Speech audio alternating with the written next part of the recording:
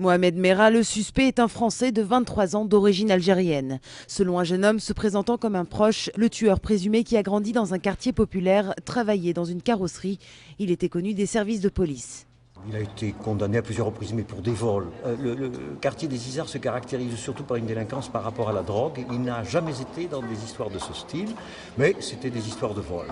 En 2008, à 2 reprises, l'homme tente sans succès de s'engager dans l'armée. Il a alors 19 ans. 2 ans plus tard, il essaye d'intégrer la Légion étrangère, mais se rétracte finalement. La même année, Mohamed Merah se rapproche des courants islamistes radicaux. Aujourd'hui, il revendique son affiliation à Al-Qaïda.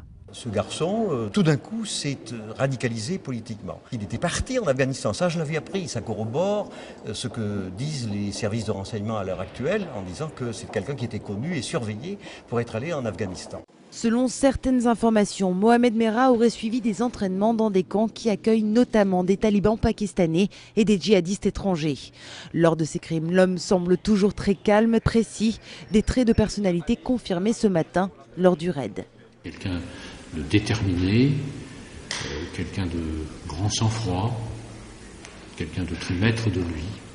Pour justifier la tuerie de l'école juive, le tueur présumé a expliqué aux négociateurs qu'il voulait venger la mort d'enfants palestiniens. Mais c'est son opposition aux interventions étrangères de l'armée française qui l'aurait motivé à tuer les 3 parachutistes.